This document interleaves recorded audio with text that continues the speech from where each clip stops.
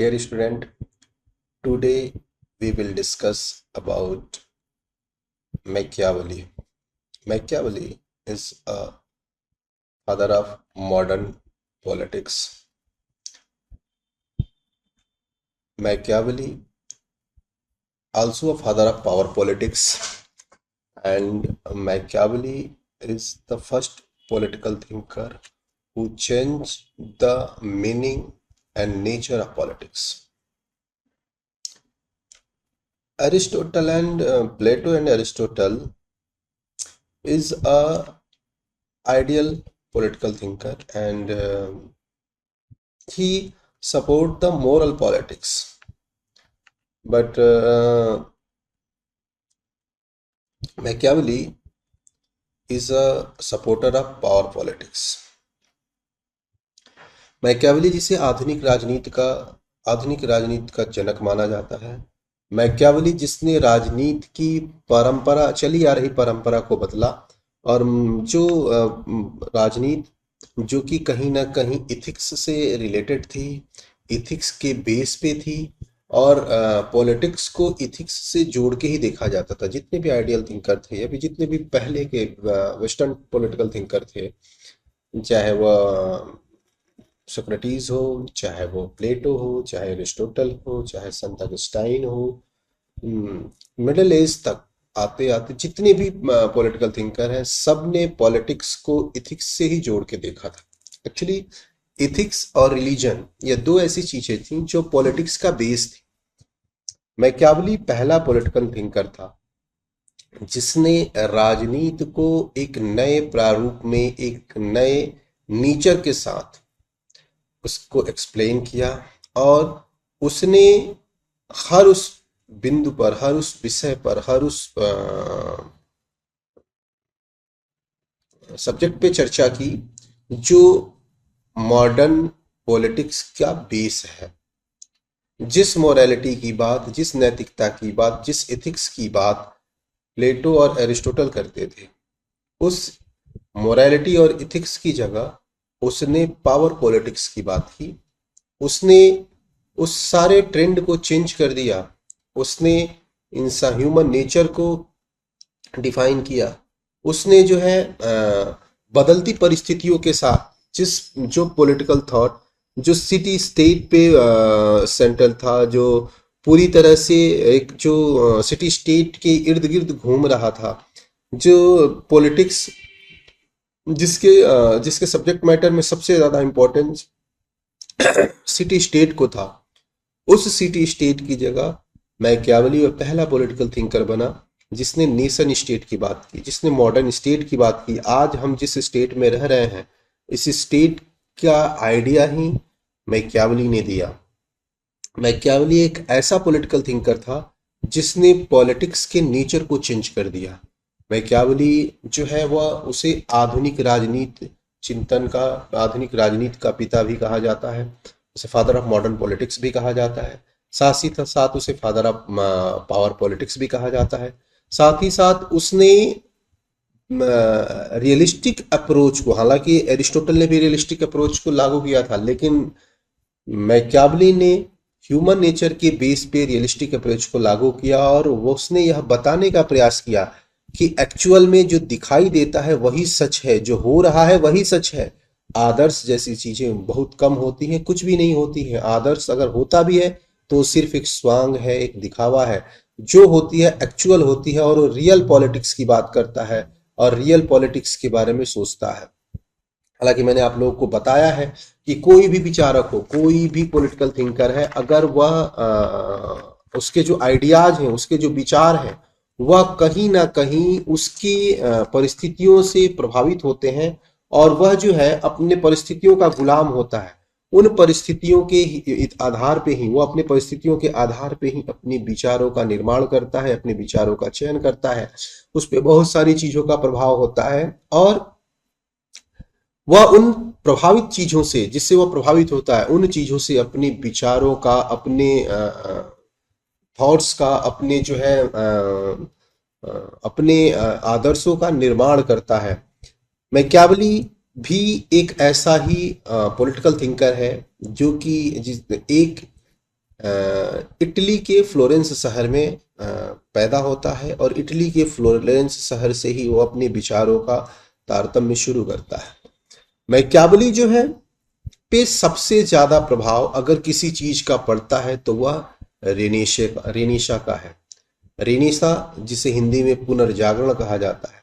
Renaissance जो है वह एक ऐसी प्रक्रिया थी जिसने पूरे विश्व परिदृश्य को बदल के रख दिया। रेनेशा जो है वो एक ऐसा क्रांतिकारी एक ऐसा क्रांतिकारी विकास था, एक ऐसा क्रांतिकारी डेवलपमेंट था, वह एक ऐसा क्रांतिकारी आंदोलन था जिसने पूरे विश्व परिदृश्य को बदल के रख दिया। रेनेसा जो है वह बेसिकली ज्ञान का पुनरुत्थान था, या फिर यह कह सकते हैं कि वह नॉलेज को रिफॉर्म ऑफ नॉलेज था, और दूसरी जो कंडीशन थी वह रिफॉर्म ऑफ रिलीजन भी था। या फिर यह कह सकते हो कि दो कंडीशंस जो है वह रेनेसा के कारण संभव हो पा रहे थे। एक ज्ञान का पुनरुत्थान, और दूसरा जो है वह धर्म का सुधार या धार्मिक सुधार। धार्मिक सुधार इसलिए क्योंकि धर्म में इतनी ज्यादा कुरीतियां आ गई थी, इतने आडंबर, इतनी दिखावे आ गए थे कि धर्म का जो मूल स्वरूप है, जो मूल विषय है, धर्म जो है जिसका मूल जो उद्देश्य है, वह विषय उद्देश्य सबसे भटक चुका था। धर्म जो है सिर्फ और सिर्फ एक आडंबर, एक रूढ़िवादिता और परंपराओं के दोहन का एक माध्यम बन चुका था। धर्म जो है वह शोषण का माध्यम बन चुका था, धर्म दिखावे का माध्यम बन चुका था। धर्म जो है जिसके लिए धर्म की उत्पत्ति हुई थी, जिसके लिए धर्म का विकास हुआ था, जिसके लिए धर्म का उदय हुआ था, धर्म अपनी सभी मूलभूत उद्देश्यों से भटक चुका था। धर्म जो है वह अपने अंदर अच्छाइयों के से ज्यादा बुराइयों को समेटे हुए था। तो इस धर्म के सुधार की आवश्यकता अनुभव होने लगी, लेकिन उससे पहले ज्ञान के उत्थान की भी बात होने लगी कि यह जो ज्ञान जो है वह मध्यकाल में आते आते ज्ञान पे पूरी तरह से धर्म का आवरण ढक चुका था, धर्म का आवरण ओढ़ लिया था ज्ञान ने। लेकिन विज्ञान के और नए नए आविष्कारों ने, विज्ञान और अन्य विषयों में नए नए आविष्कारों ने लोगों को यह सोचने पे मजबूर कर दिया कि धर्म ही सब कुछ नहीं है, धर्म से इतर भी मानव का स्वभाव भी है और धर्म से इतर मानव का व्यक्तित्व भी है। तो इन सभी चीजों पर रेनेसा का इन सभी चीजों पर प्रभाव पड़ा और इन सभी चीजों का रेनेसा पे प्रभाव पड़ा। तो जो पुनर्जागरण है, पुनर्जागरण के लिए उत्तरदायी कारक जो थे, हालांकि मैं थोड़ा सा ब्रीफ कर दूं आपको, पुनर्जागरण के लिए जो सबसे मुख्य उत्तरदायी कारक माने जाते हैं वह सबसे पहला था छापे खाने का आविष्कार। एक्चुअली छापे खाने मतलब प्रिंटिंग प्रेस का जो आविष्कार हुआ, उससे रेनेसा का प्रभाव कैसे बढ़ा। जैसे कोई भी बुक है, कोई भी किताब या कोई भी पुस्तक है, कोई भी बुक है, अगर हम कोई भी एक बुक लिखते हैं, एक बुक लिखेंगे तो उस एक बुक को, अगर हैंड रिटन बुक लिख रहे हैं हम, तो एक बुक लिखने से उस बुक को कितने जगहों, कितने लोगों को हम पढ़ा सकते हैं। एक अपनी पूरी लाइफ में अगर हम पढ़ाएं 100 लोगों, 200 लोगों, 2000 लोगों को, उससे ज्यादा तो नहीं ना, उससे ज्यादा लोगों को अवेयर नहीं कर सकते। अगर 2000 लोग हैं, अगर मान लीजिए कि 2000 लोगों ने पढ़ लिया, तो 2000 लोग बहुत करेंगे तो 4000 लोगों को अवेयर कर लेंगे, 20,000 लोगह को अवेयर कर देंगे, लेकिन पूरे जनमानस को, पूरी पॉपुलेशन को तो अवेयर नहीं कर पाएंगे। छापे खाने के आविष्कार से यह फायदा हुआ कि छापे खाने के आविष्कार के बाद जो उस सिचुएशन के अगेंस्ट लोग थे, या फिर वह लोग जो थोड़े अवेयर थे, वह जानते थे इन बुराइयों को, धार्मिक बुराइयों को या समाज में व्याप्त बुराइयों को आइडेंटिफाई कर लेते थे।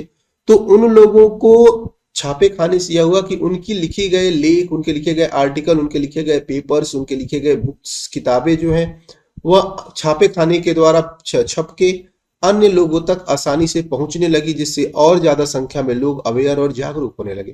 तो जब वह लोग जागरूक होने लगे तो लोग खुद ही सुधारों की मांग करने लगे, क्योंकि जब आप अवेयर होते हैं, जब आप जागरूक होते हैं, तो आप अपने अधिकार और कर्तव्य दोनों जानते हैं। तो जब आपको दोनों चीजें पता होने लगी तो लोग अवेयर होने लगे और लोगों ने यह मांग करनी शुरू कर दी कि हमें परिस्थितियों के हिसाब से अपना विकास, और अपने समाज के विकास करने की जिम्मेदारी होनी चाहिए। और हमें जो है इन धार्मिक पचड़ों से, ये धार्मिक आडंबरों से, इन धार्मिक जो है रूढ़वादियों से हमें बाहर निकलना है। क्योंकि इंसान जब ज्ञान प्राप्त करता है तो वह दिखावे की जिंदगी नहीं जीता।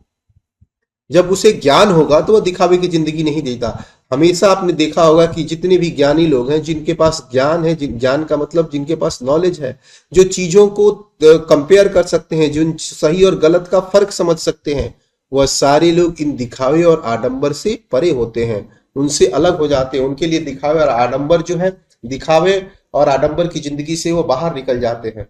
तो यह जो है रेनेसा का प्रभाव, रेनेसा था, रेनेसा भी इटली के फ्लोरेंस शहर से भी शुरू हुआ था, जहां का मैकियावेली रहने वाला था। तो जब रेनेसा अपने विकास के क्रम में था, उसी समय मैकियावेली का इटली में जन्म होता है और उस परिस्थितियों का मैकियावेली के दिमाग पे गहरा प्रभाव पड़ता है।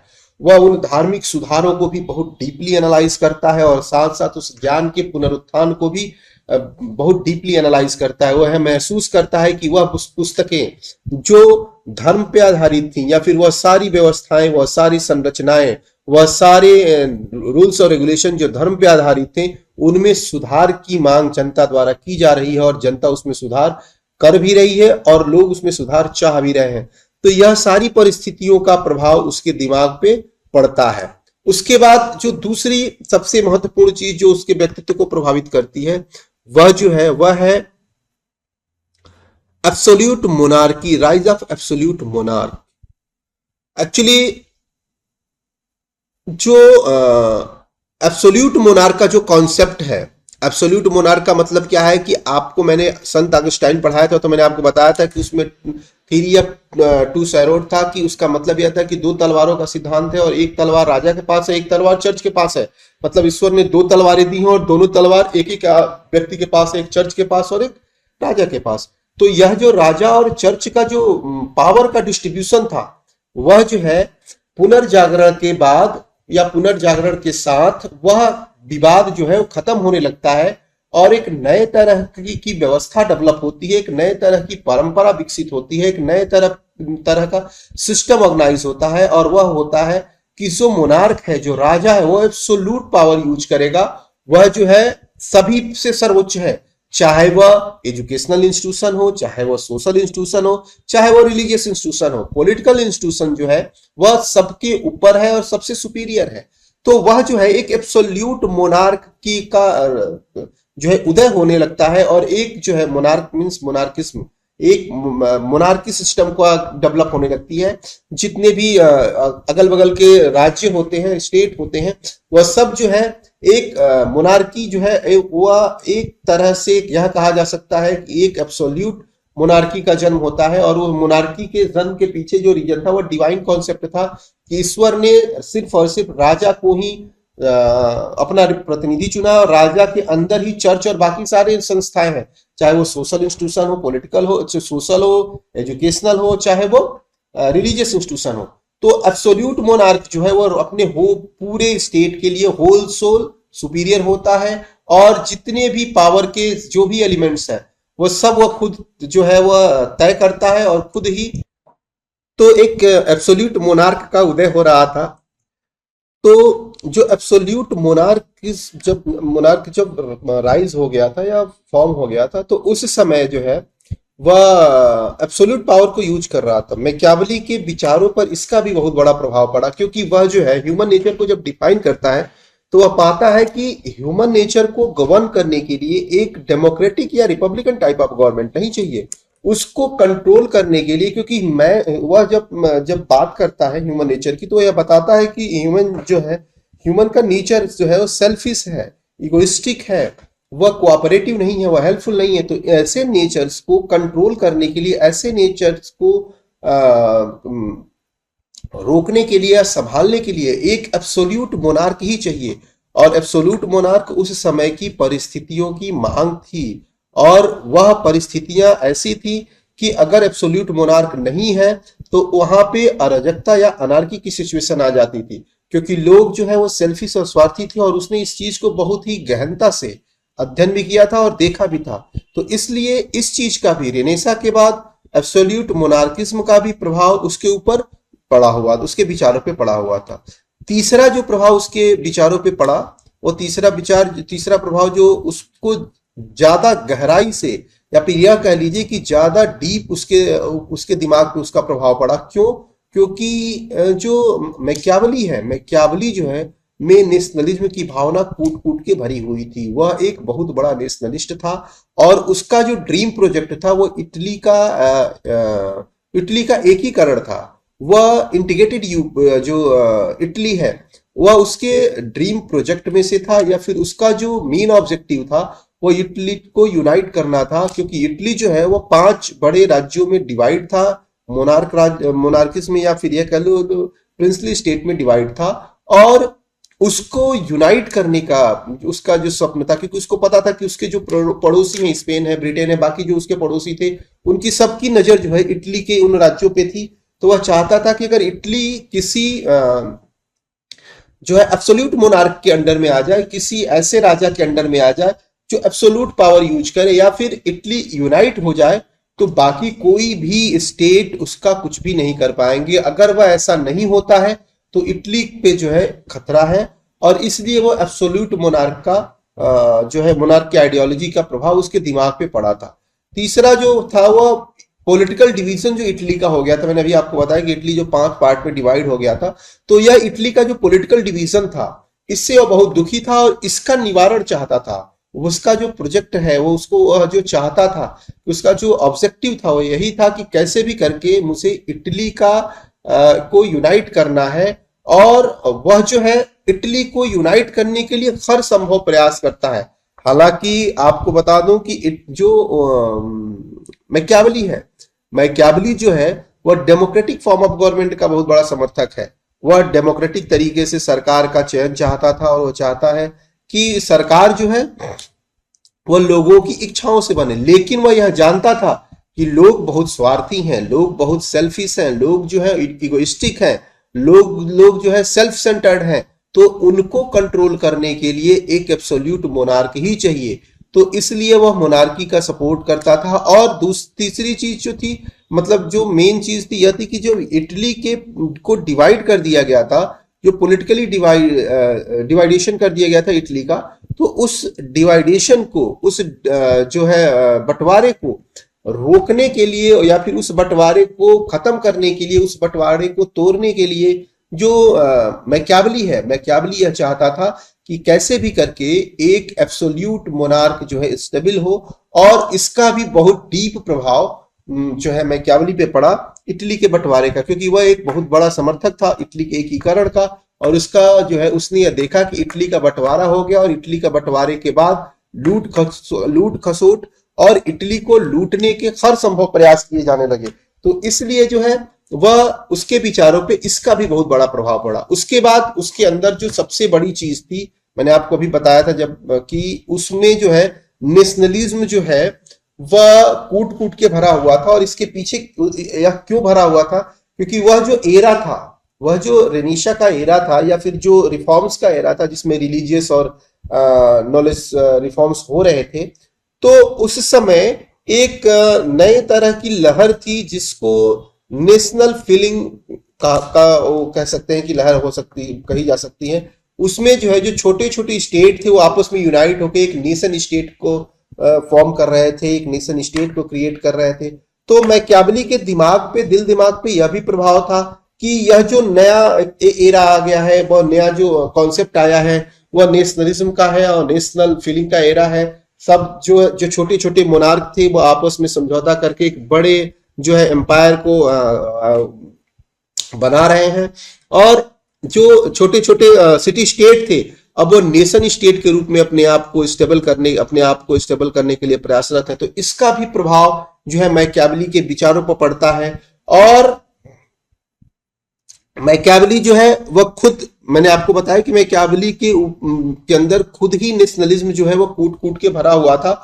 और यह नेशनलिज्म जो है रेनेशा का ही परिणाम था, क्योंकि रेनेशा के बाद जब लोगों ने एक दूसरे के विचारों का आदान प्रदान करना शुरू कर दिया, जब एक दूसरे की पुस्तकें पढ़नी शुरू कर दी, एक दूसरे के विचारों को पढ़ना और जानना शुरू कर दिया, तब लोगों के अंदर यह भावनाएं डेवलप होने लगी, यह भावनाएं विकसित होने लगी कि हमें जो है अपने आप का अपने स्टेट का, अपने राज्य का एकीकरण किया जाना चाहिए। और मैकियावेली पर इस नेशनल फीलिंग का जो प्रभाव था वह उसके राजनीतिक एकीकरण या इटली के एकीकरण संबंधी विचारों पे स्पष्ट रूप से दिख सकता है कि उसने जो है इस नेशनल फीलिंग से के प्रभाव के करते ही अपना हर संभव प्रयास किया, अपना हर संभव कोशिश की कि इटली जो है वह इटली का एकीकरण हो जाए, इटली को एक संयुक्त इटली या एक यूनाइटेड इटली के रूप में जाना जाए। उसके जो 5 स्टेट, जो प्रिंसली स्टेट थे, जो अलग अलग रह रहे थे, उनको जो है एक कर दिया जाए।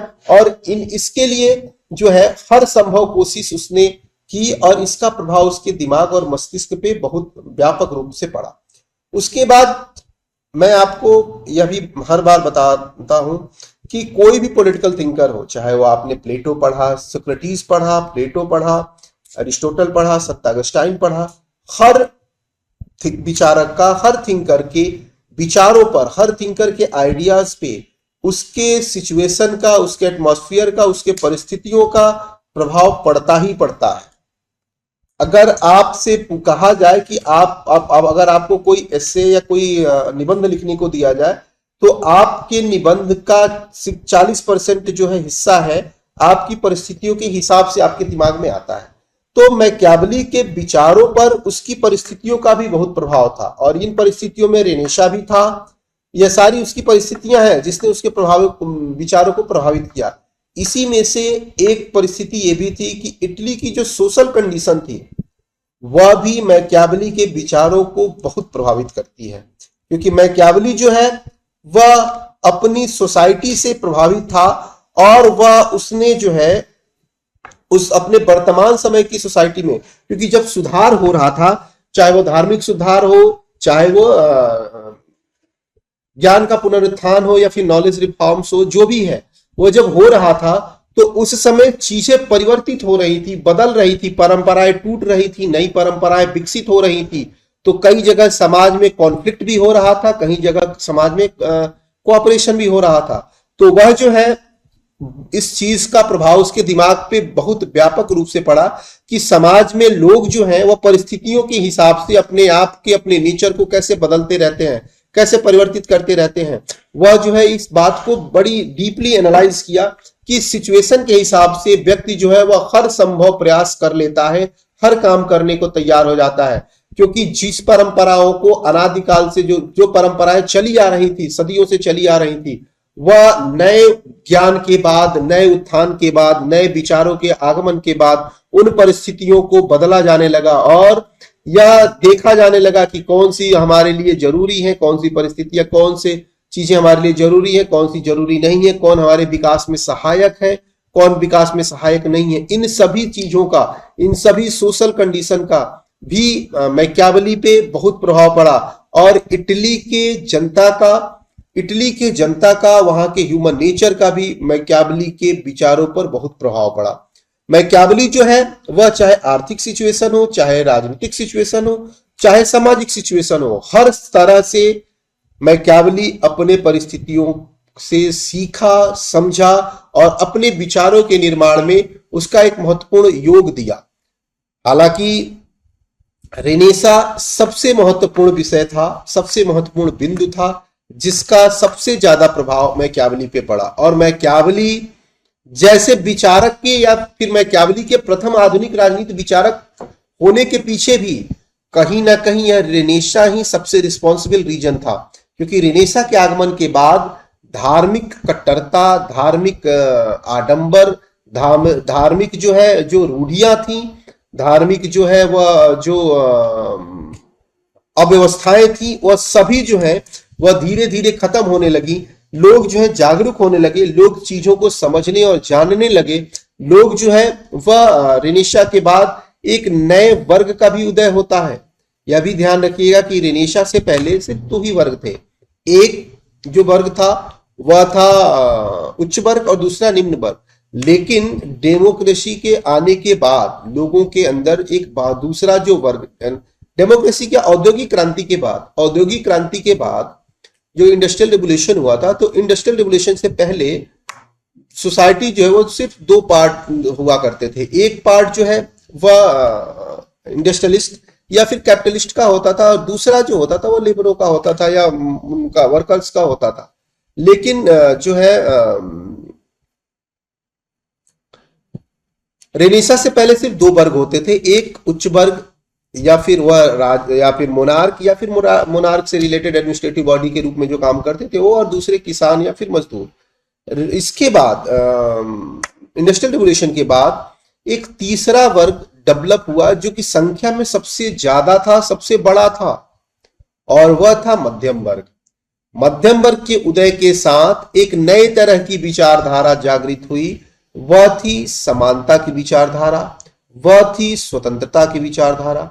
और सबसे बड़ी बात कि यह जो समानता की विचारधारा थी, समानता की विचारधारा ने धार्मिक आघातों पे, बहुत धार्मिक उस पे परंपराओं पे बहुत बड़ा आघात किया, क्योंकि मध्यकाल जब आया तो मध्यकाल जो है वह एक नए रूप में परिवर्तित हो गया, और मध्यकाल के बाद औद्योगिकरण ने या फिर या इंडस्ट्रियलाइजेशन ने एक नए वर्ग को जो उदित किया, वह उच्च वर्ग और निम्न वर्ग के बीच का वर्ग था, जिसे मध्य वर्ग कहा जाता है। और मध्य वर्ग पूरी तरह से आर्थिक था, उसकी सारे कंडीशन आर्थिक थे, और वह अपने हर चीज को वह सिर्फ इकोनॉमिकल पॉइंट ऑफ व्यू से देखता, क्योंकि वह उस मध्य वर्ग का उदय ही आर्थिक कारकों से या आर्थिक कारणों से हुआ था। तो जब मध्य वर्ग उदित हुआ तो मध्य वर्ग ने अपने साथ साथ अपनी सामाजिक परिस्थितियों को भी बदलना शुरू कर दिया, क्योंकि उसको आर्थिक परिस्थितियों से प्रेरित होकर वह वर्ग जन्म लिया था। तो उसने उन सभी बैरिकेडर्स को, उन सभी बंधनों को, उन सभी रुकावटों को दूर करने का प्रयास किया जो उनके आर्थिक जीवन में आती थी।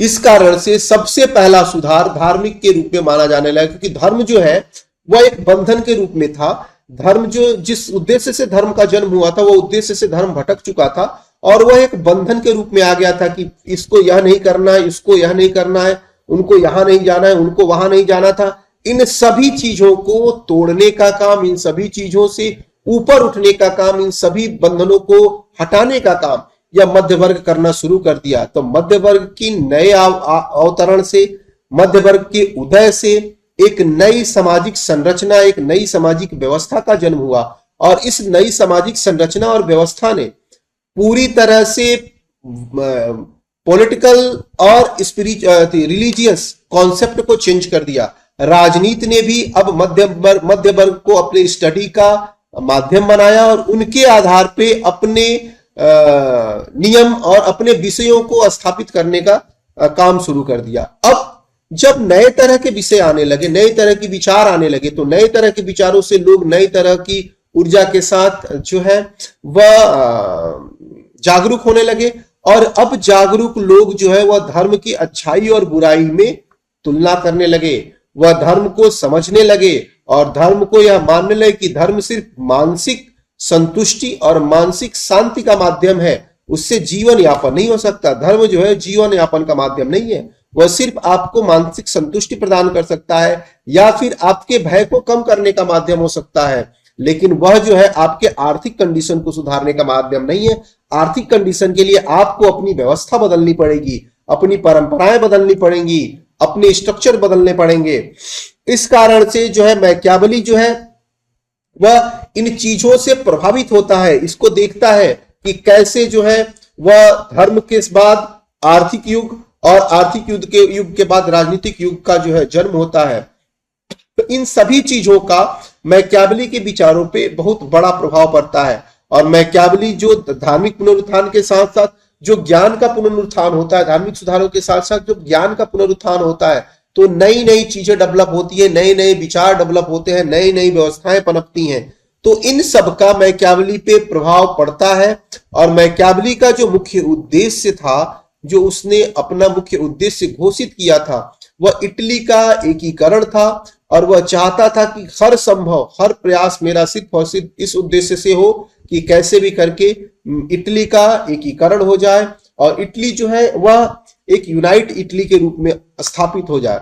तो यह सारी चीजें थी, चाहे वो रेनेसां मूवमेंट हो, चाहे वो राइज ऑफ एब्सोल्यूट मोनार्की हो, चाहे वह इटली का जो है पावर डिवीजन हो या डिवीजन ऑफ इटली हो, चाहे वह नेशनल फीलिंग का एरा हो, और चाहे वो जो है सोशल कंडीशन ऑफ इटली हो, इन सभी चीजों का इटली के मैकियावेली के विचारों पर प्रभाव पड़ा, और मैकियावेली ने अपने विचारों के निर्माण में इन बिंदुओं का, इन चीजों का बहुत ही महत्व दिया था। हालांकि रेनेसा का महत्व सबसे ज्यादा था उसके ऊपर, लेकिन इनमें इन सभी का अपना अपना महत्व था, जिसके करते इस जो मैकियावेली है उसके विचारों का निर्माण होता है। Thank you.